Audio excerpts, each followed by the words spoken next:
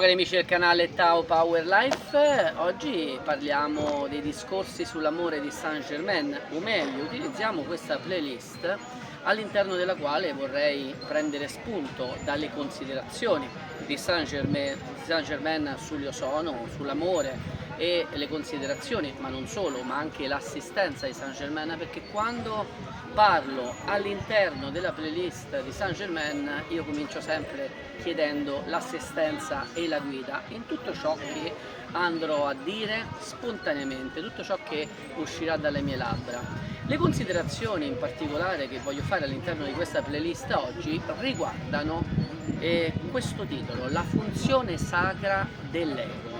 Perché io sento molto spesso, lo sentiamo tutti noi, come l'ego abbia una connotazione negativa. Occorre smantellare l'ego, occorre smantellare, portarsi via l'ego per salire di dimensione. Stiamo alla terza, dobbiamo arrivare alla quinta, smantelliamo questo ego. A me riesce difficile affrontare questi discorsi, soprattutto quando sento di smantellare, di distruggere, perché tutto ciò che fa parte di noi in realtà io lo vedo inserito in un contesto più ampio e quindi quello che invece è un invito per me è quello a riflettere su quella che è la funzione di tutto ciò che abbiamo, che rientrando in un disegno di Dio non ha connotazione né negativa né positiva.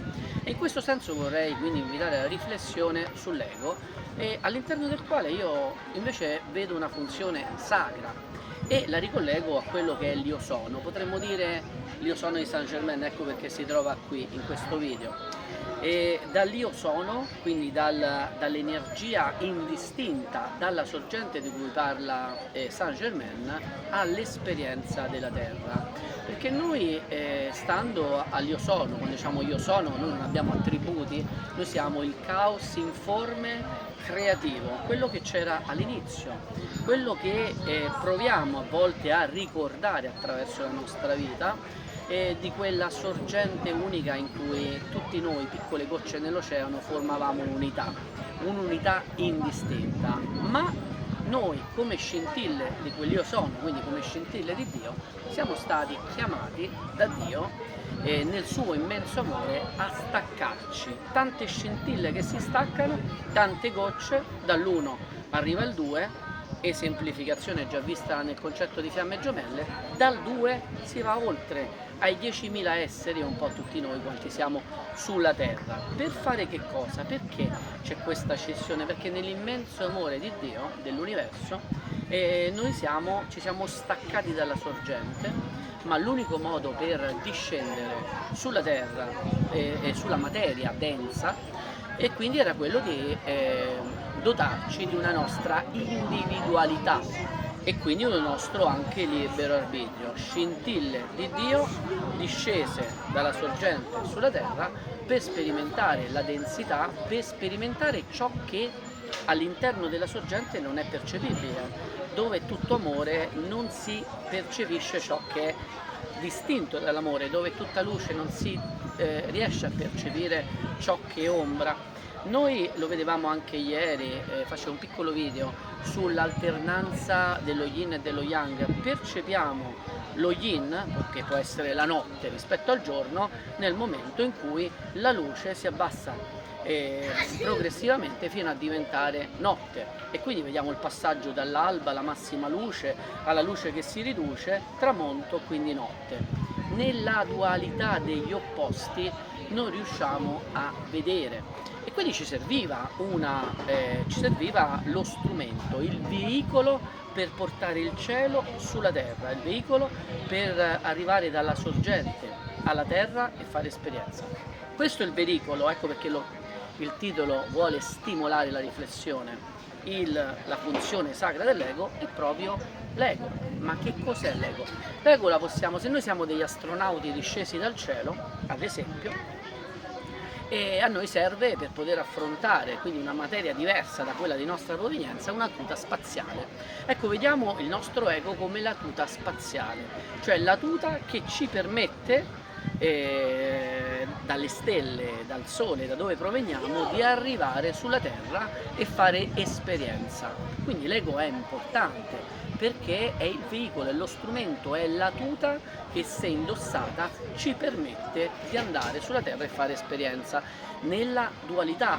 L'ego quindi non ha connotazione positiva, negativa, come molto spesso non lo hanno le emozioni, positive o negative, non le hanno le situazioni positive o negative, ma sono eventi, situazioni, persone che arrivano nel nostro cammino per farci fare esperienze. Così anche l'ego, ma la cosa importante non è quella di smantellare qualcosa che è prevista dall'universo come strumento necessario per farci fare esperienza. Quello che è importante è ricordarci e risvegliare la memoria dell'origine, da dove veniamo e qual è lo scopo al quale siamo chiamati.